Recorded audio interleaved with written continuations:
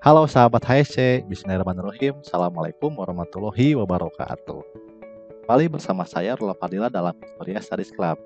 Baik, pada kesempatan ini kita akan lanjutkan kisi-kisi untuk ujian sekolah kelas 12 tentang sejarah Indonesia.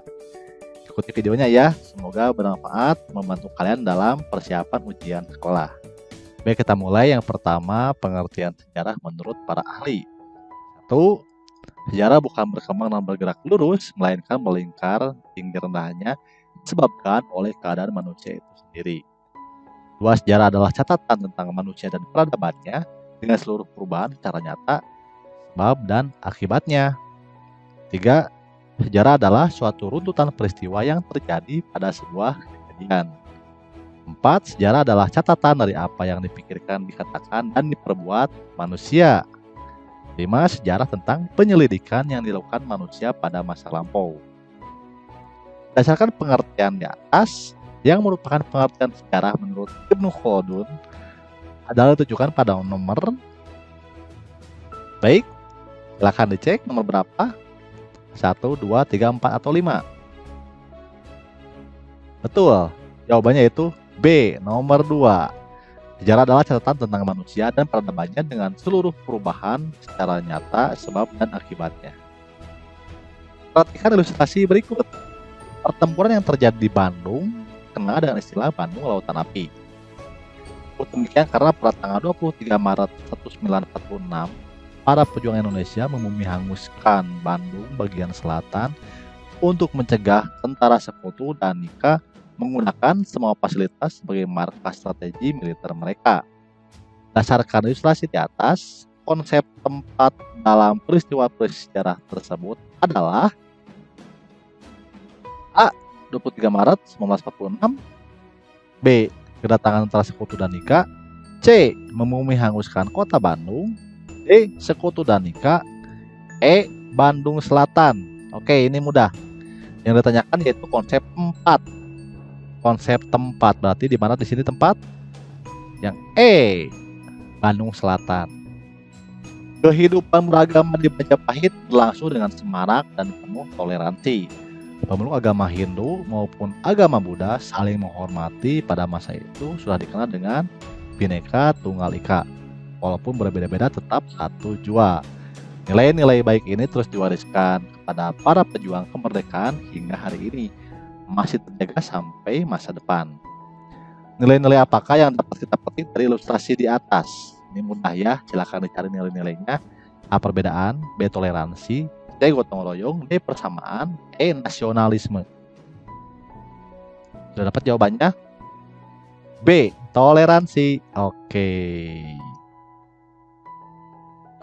Pembawa agama Hindu ke Indonesia antara lain golongan Satya, Brahmana, Sudra, Waisya, sedangkan Buddha melalui misi penyiaran yang disebut Dharma Duta atau pembawa agama. Terdapat teori yang memberi peran kepada bangsa Indonesia untuk datang dan mempelajari sendiri agama Hindu. Teori yang dimaksud adalah A. Arus balik, B. Sudra, E. Satria, D. Waisya, dan E. Brahmana. Hati-hati, ini sering menjadi soal pengecoh. Jadi disimak baik-baik. Yang menjadi kuncinya yaitu peran kepada bangsa Indonesia untuk datang dan mempelajari sendiri agama Hindu, berarti datang ke India. Arus balik ya. A. Jawabannya adalah arus balik. Berikutnya, Majapahit merupakan kerajaan nasional kedua.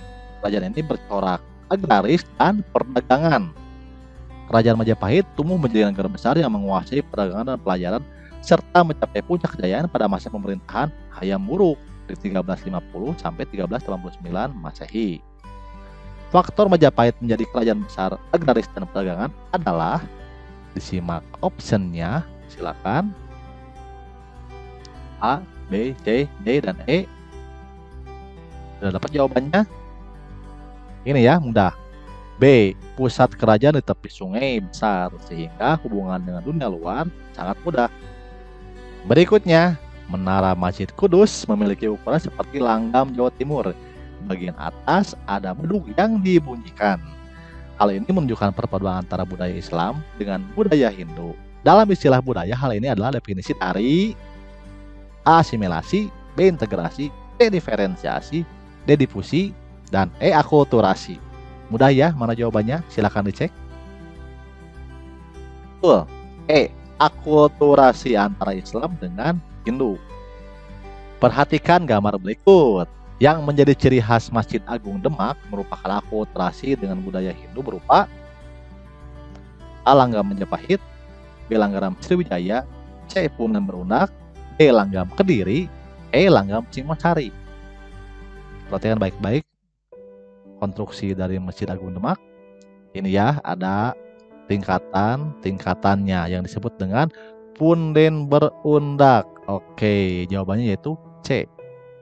Soal berikutnya, setelah jatuhnya Konstantinopel ke tangan Turki tahun 1453, bangsa Belanda juga terkena imbasnya di Eropa. Belanda hanya menjadi pedagang perantara rempah-rempah untuk dijual kembali di wilayah Eropa Barat. Bangsa Belanda berhasil menemukan jalur rempah-rempah yang disembunyikan Portugis.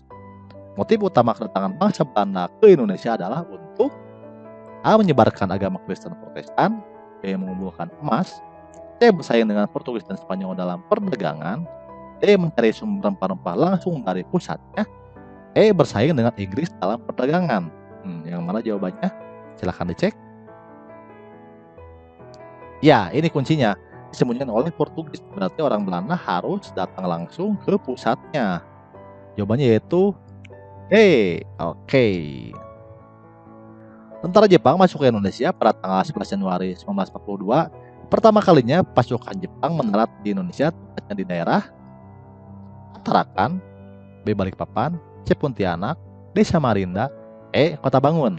Yang mana mudah ya, di wilayah Kalimantan, yaitu Tarakan. Nah, perhatikan gambar berikut. Arti penting penyelenggaraan Kongres Pemuda II yang dilaksanakan pada tanggal 28 Oktober 1928 bagi bangsa Indonesia adalah A. Menghidupkan rasa persatuan dan kesatuan seluruh bangsa Indonesia, B. Menambah pengetahuan umum bagi kaum pergerakan nasional, C. Tekad pemuda untuk menciptakan organisasi pergerakan nasional yang lebih radikal, D. Penolakan pemuda terhadap organisasi non-kooperatif, dan E. Melabur organisasi pemuda yang bersifat kedaerahan. Mana jawabannya? Betul. E. Melabur organisasi pemuda yang bersifat kedaerahan. Sistem tanam paksa secara perlahan mulai diperkenalkan sejak tahun 1930-1935. Pada Kepresidenan atau asistenan menjadi pusat area tanam paksa seperti Banten, Karawang, Cirebon, dan lain-lain. Menjelang tahun 1940, sistem ini telah diberlakukan di seluruh Jawa. Secara politik, dampak penerapan sistem tanam paksa yaitu, silakan disimak optionnya, mana jawaban yang betul. Ya, jawabannya yaitu B. Para bupati dan pejabat kepresidenan hanya dijadikan sebagai pegawai kolonial Belanda. Proklamasi kemerdekaan memberikan dorongan semangat perjuangan bagi rakyat di Indonesia.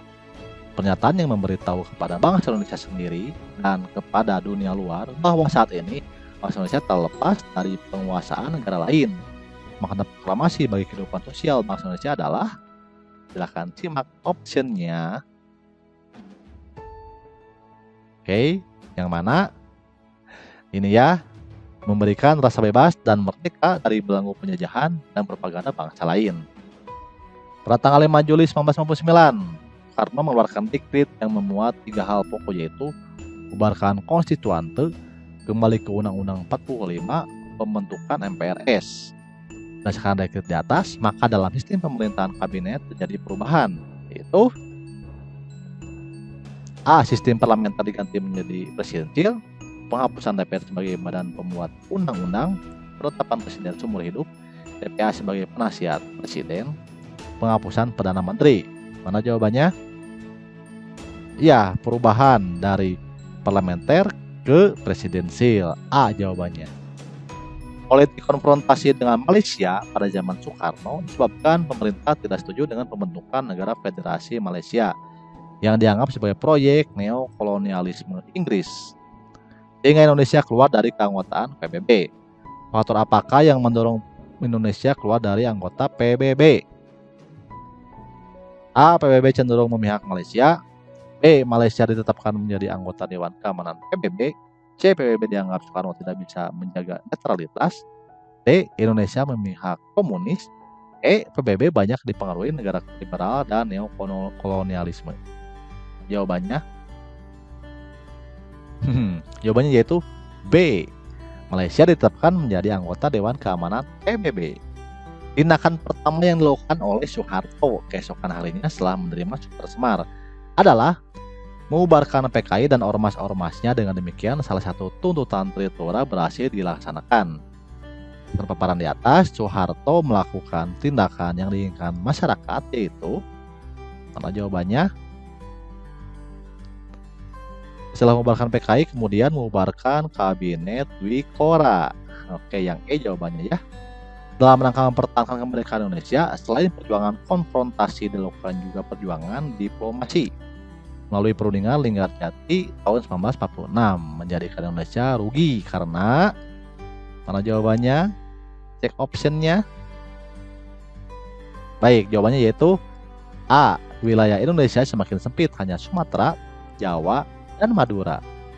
Konflik yang terjadi antara tahun 1960-1965, yaitu PRRI Permesta, G30 SPKI, sangat merugikan secara politik dalam negeri Indonesia karena, mudah ya, mana jawabannya?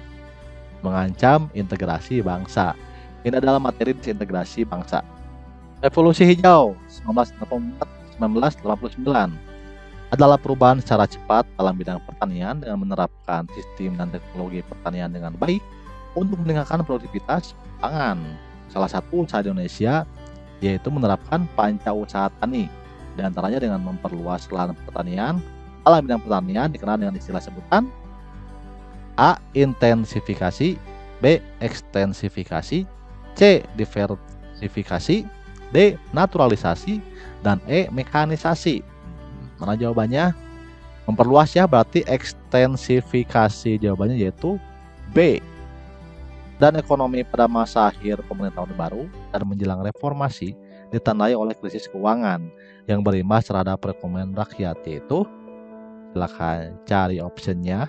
Nah, ini dia. Rakyat menderita akibat PHK besar-besaran dan harga barang membumbung tinggi yang dinamakan sebagai krisis ekonomi. Berikutnya, amanat Undang-Undang Dasar 1945 adalah ikut serta melaksanakan ketertiban dunia dalam sistem politik bebas aktif. Indonesia mengirimkan pasukan perdamaian PBB melalui misi Garuda. Salah satu di antaranya pengiriman pasukan Garuda II tahun 1960-1961 yang dikirim ke wilayah Afrika, yaitu A. Mesir, B. Tunisia, C. Sudan, D. Kongo, E. Libya. Ini banyak ya wilayahnya, ini banyak juga pasukannya. Kita cek untuk pasukan Garuda II itu kemana? Ke Kongo. D. Baik, itulah kisi-kisi ujian sekolah sejarah Indonesia kelas 12. Semoga bermanfaat. Sampai jumpa di pertemuan berikutnya. Saya Roland Fadila. Ingat, belajarlah dari sejarah karena sejarah adalah guru kehidupan. Historia Magistra Vitae. Wassalamualaikum warahmatullahi wabarakatuh.